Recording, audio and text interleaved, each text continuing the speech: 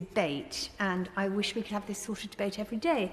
It is absolutely true, as the noble lady Baroness Bull says, that our young people are terrified and we need to talk solutions. And I do hope that in this chamber I do try often to offer solutions, but I'm afraid the government simply doesn't understand the urgency. This is an emergency, it is a crisis, and the government is not stepping up.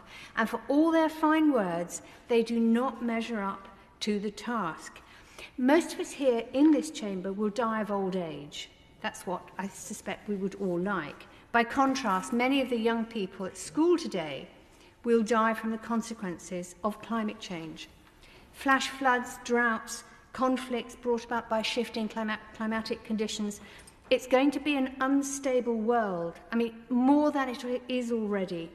And I'm only going to deal with one aspect of this crisis. It's about sea level rises and its impacts. And to some extent, of course, every single person has to do something. Behaviour change has to be universal. But I'm afraid government has to take a lead on this. Government can make it easy for people. And at the moment, they mostly aren't. Now, in 2007, the IPCC had a worst-case scenario of a 0.5 metre sea level rise in the next 100 years. It was a fairly reassuring analysis that didn't include any figures from melting glaciers and ice sheets, because that wasn't going to happen in anyone's lifetime. The evidence started to say otherwise and has rapidly changed with each new report from a satellite or Arctic monitoring station. Every IPCC assessment in the last 14 years has shifted the worst-case scenario much closer to us. And the most recent assessment has shifted everything upwards again, but the really terrifying bit is that due to the IPCC's rigorous process of analysis, consensus building and governmental oversight, those conclusions are already likely to be out of date.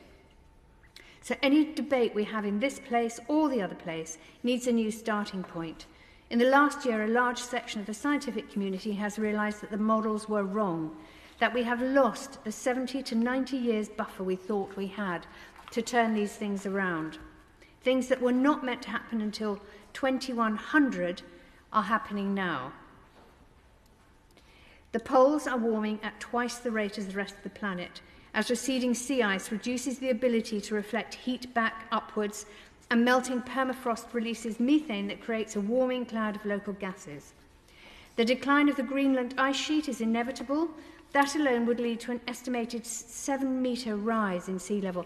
To put that into perspective, this house is 6 metres above sea level, so much of London is going to face regular flooding unless multi-billion-pound mitigation works are undertaken, and even then it won't stop the flash floods.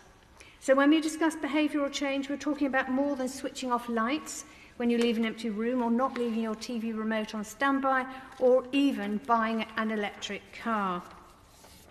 And as for all these technological advancements that are going to save our planet, they're not here yet. We cannot rely on something that could be 5 to 10 years in the future. We absolutely have to deal with what we've got now. And we need wholesale change, and that requires government to make the choices easy and more obvious for people. For example, the cost of travel by car has declined by 16% since 1997, but the cost of coaches and buses has gone up by a third. Why has the cost of domestic flights gone down by 16%, but the cost of a train risen by a quarter? And that's the government sending signals in the wrong direction.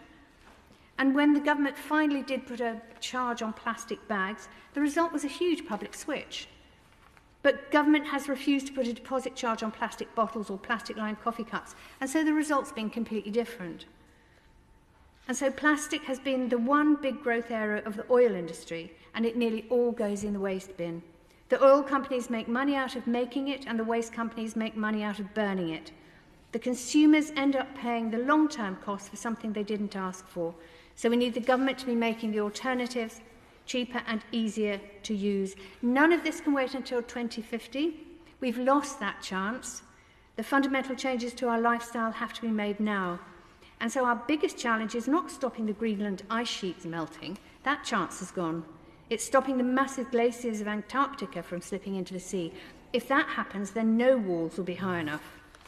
when our current Prime Minister was Mayor of London, I wrote him out in the first few weeks of his term, I wrote him out 3 simple rules of sustainability, which I'll tell you now in the hope that there'll be something you can use for the future.